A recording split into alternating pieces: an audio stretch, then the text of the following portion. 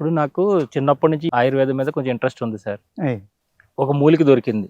ఆ, ఈ మూలిక నాకు క్యాన్సర్ మీద బాగా పనిచేస్తుంది అని చూసి ఒకళ్ళకి ప్రయోగంగా ఇస్తే బాగా పనిచేసిందని తెలిసింది. ఆ, ఇంక వెంటనే నేను ఆయుర్వేద వైద్యుడిని, క్యాన్సర్ తగ్గించగలనని బోర్డు పెట్టుకుని ఆ విధంగా ప్రచారం జరుగుతుంది. ఇది నిజంగానే ఆయుర్వేద వైద్యం కింద వస్తుందా?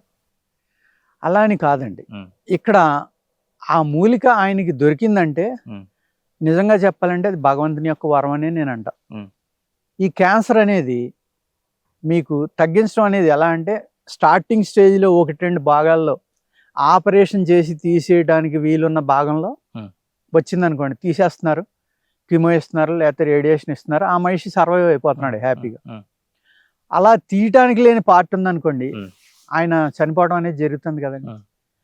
అలాగా 100 మందికి క్యాన్సర్ తగ్గించినా తగ్గకపోయినా నిజంగా ఆ వ్యక్తి వల్ల, ఆ వ్యక్తి చేసిన వైద్యం వల్ల 100లో 25 మందికి క్యాన్సర్ తగ్గినా ఉమ్. ఆయన చేసేది గొప్ప పనే అంటానండి నేను. అంటే ఏదో ఒక మూలిక గురించే తెలుసుకుని ఆ ఒక్క రోగం మీదనే పనిచేసి ఇలాగా ఒకరు చేస్తున్నారంటే దాన్ని వైద్యం కింద తీసుకోమంటారా? అంతే కదండి, ఆయన తగ్గిస్తున్నాడు కదా. అంటే చాలా అందరూ సరిపోతుందా? చేయలేని పని ఆయన చేస్తున్నాడు అంటే కదా. ఆయుర్వేద వైద్యుడిగా ఆయన అనొచ్చు. ఆయుర్వేద వైద్యుడు అనే కన్నా ట్రెడిషనల్ హీలర్ అనాలి. ఉమ్, ఎందుకంటే ఇప్పుడు డిగ్రీలు వచ్చినాయి కాబట్టి ఉమ్, ఆయుర్వేద వైద్యుడు అంటే వాళ్ళు వైద్యుడు కాదు, ట్రెడిషనల్ హీలర్స్. ఉమ్, పరంపరగా, వంశ పరంపర్యంగా కానీ గురు పరంపరగా కానీ విద్య నేర్చుకుంటున్నారు కాబట్టి వాళ్ళు గురు పరంపర ద్వారా వచ్చిన వైద్యులు అంటారు తప్ప ఆయుర్వేద వైద్యులు అంటే ఇప్పుడున్న డిగ్రీలు ఉన్న వాళ్ళు ఒప్పుకోరు కాబట్టి. సరిపోతుంది అంటారు అలాగైతే. అంతే కదండి. అంటే అంటే ఇప్పుడు తగ్గుతుందా లేదా? అంటే మీరు చెప్పినట్టుగా ఇన్ని రకాల మూలికల గురించి ఇవన్నీ తెలుసుకునే దానికంటే ఏదో ఒకటి పట్టుకుని అది ఒకటి తెలుసుకుని ఆ ఒకటి ట్రీట్మెంట్ చేసుకుంటే సరిపోతుంది. ఆ మనిషి దాంతో తృప్తి పొందుతున్నాడు. ఉమ్, దానికి ఆన్సర్ ముందరే చెప్పానండి. ఉమ్, ఆ తృప్తి అనేది ఆత్మహత్యతో సమానం అని. ఉమ్, మా దగ్గరికి వస్తారండి, నేను మీరు అన్నట్టుగా ఒక కొన్నాట్లకే చేసేవాడిని ముందర. ఉమ్, తర్వాత వచ్చిన పేషెంట్లే ఉమ్, మీలాంటి వాళ్ళు అందరికీ అన్ని రకాలకి మందులు ఇవ్వకపోతే ఎలా అని దెబ్బలాడడం వల్ల ఉమ్, నేను ఒక 10-15 మాత్రమే ఆయుష్లో పర్మిషన్ తీసుకున్నవాడిని. ఉమ్, ఒక 80 నుంచి 100 తీసుకున్నానండి పర్మిషన్లో. ఒక 80 దాకా తీసుకున్నా, ఇప్పుడు ఇంకొక 40 ఎన్నో తీసుకోవాలనుకుంటున్నాను. ఉమ్, ఆ నిరంతరం వెతుకులాట వల్ల ఉమ్, ఒక వచ్చిన పేషెంట్ పాపం అయ్యో బాధపడుతున్నాడు కదా, మనం ఉమ్. ఇతనికి న్యాయం చేయలేకపోయాం, ఉమ్, ఎందుకు చేయలేం, ఉమ్. దీన్ని ఇప్పుడు తయారు చేసి మనం ఉమ్. ఇతనికి ఇవ్వాలి అనే ఆలోచన వల్ల కొత్త కొత్తవి తయారు చేయటం, వాళ్ళకి ఇవ్వటం, ఉమ్, వాళ్ళు వెంటనే చాలా ఆనందంగా తగ్గిందని రావడం. ఉమ్, ఇక్కడ మేము ఎంత నమ్మకంగా, ఎంత అద్భుతంగా మూలికను తీసి శుద్ధి చేసి ఇచ్చినా కూడా ఉమ్, ఆ మనిషి యొక్క కర్మ ఉమ్. పూర్తిగా అవ్వలేదు అనుకోండి, ఉమ్. మా మందు పనిచేయదు అనేది నేను నమ్ముతానండి. ఎందుకు అంటే 1% కూడా ఫెయిల్యూర్ అవ్వని కొన్ని మందులు ఉమ్, ఒక కుటుంబంలో 5-6గురికి ఇస్తే ఒక్కళ్ళకి కూడా పనిచేయదు, ఒక్కళ్ళకి కూడా తగ్గదు. ఉమ్, అప్పుడు అనుకుంటాను, ఓహో పూర్వజన్మలో వీళ్ళందరూ ఎన్నో కర్మలు చేసి అందరూ ఒకే కుటుంబంలో పుట్టినట్టున్నారు, ఉమ్, ఒకే ఫ్యామిలీలో గుమ్ముకున్నట్టున్నారు వీళ్ళు. ఉమ్. ఆ ఫ్యామిలీలో ఉన్న నెగిటివ్ వైబ్రేషన్ అవ్వండి, లేకపోతే వాళ్ళ కర్మ అవనివ్వండి, ఉమ్. ఇక్కడ ఇవన్నీ నేను నమ్ముతాను కాబట్టి ఆ విధమైన ఆలోచనలోకి వెళ్ళి ఉమ్. అప్పుడు మీరు తీర్థయాత్రలకు వెళ్ళండి, లేకపోతే యోగుల దర్శనాలు చేసుకోండి, ఋషుల యొక్క దర్శనాలు చేసుకోండి, ఉమ్. మీకు ఈ జబ్బు నుంచి బయటపడే అవకాశం అక్కడ దొరుకుతుందేమో చూసుకోండి, వెతుకులాడుకోండి. ఉమ్. అలాగే యోగులైన వాళ్ళ దగ్గరికి వెళ్ళినప్పుడు ఉమ్.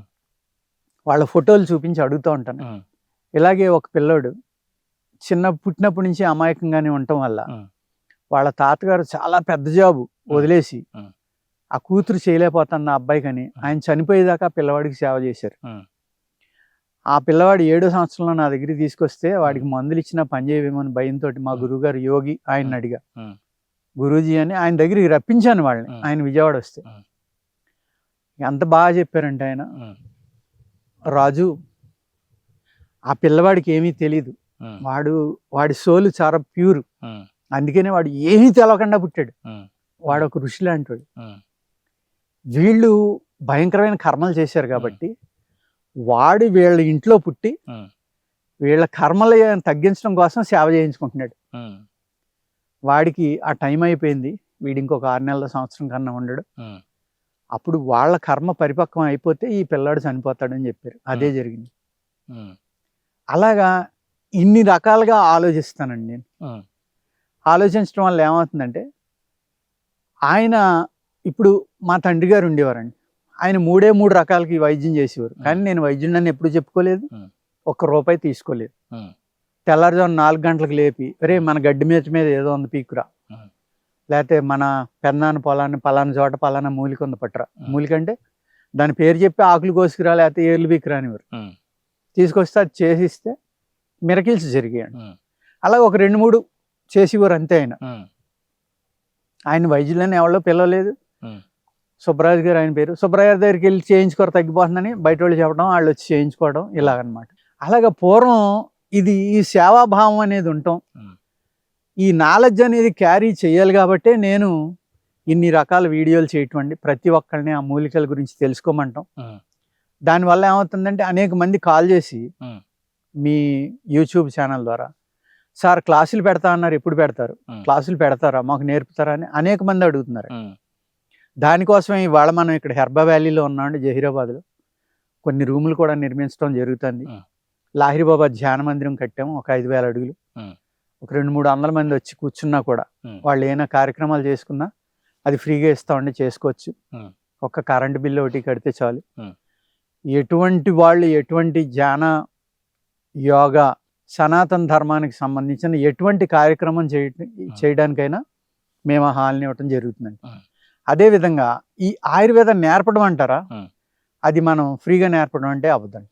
ఎందుకు అంటే వాళ్ళకి రూమ్లు ఇవ్వాలి, కరెంటు, ఫుడ్ సప్లై చేయాలి, చక్కగా చూడాలి వాళ్ళని, వాళ్ళకి నోట్బుక్లు ఇవ్వాలి, ఒక యోగా ట్రైనర్ని తీసుకొచ్చి యోగా గురించి చెప్పాలి, ఆయుర్వేద గురించి నేను చెప్పాను అనుకోండి. ఇలాగా అనేక మంది వచ్చి వాళ్ళ క్లాసులు చెప్పడం, వాళ్ళని ఒక లెవెల్ దాకా తీసుకెళ్ళడం. 12 hours ఆల్మోస్ట్ ప్రోగ్రామ్ ఉంటుంది. ఆ విధంగా చేసి ప్రతి పల్లెటూరులో అట్లీస్ట్ పూర్వకాలంలో పల్లెటూరులో 100 మంది ఉన్నట్టు ఉండేవారండి.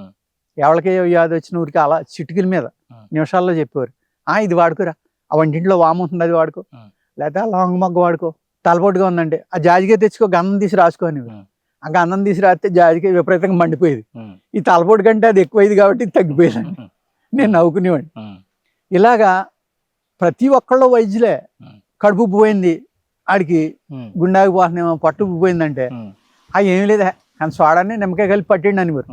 ఈ గోలీ సోడా పట్టుకొచ్చండి 2 సోడాలు, అందులో బేకింగ్ సోడా వేసి ఒక నిమ్మకాయ పిండి ఇచ్చేవారు, బేవమనివారు, వెంటనే పొట్ట లోపలికి వెళ్ళిపోయి. ఇప్పుడు అదే ప్రాబ్లంకి హాస్పిటల్కి వెళ్ళాం అనుకోండి, ఏమవుతుంది అనేది మీకు తెలుసు, అందరికీ తెలుసు. ఈ విధమైన సింపుల్ నాలెడ్జ్ అనేది మళ్ళీ కొంతవరకు అయినా మనం వెనక్కి పట్టుకెళ్ళాలనేది నా తపనండి.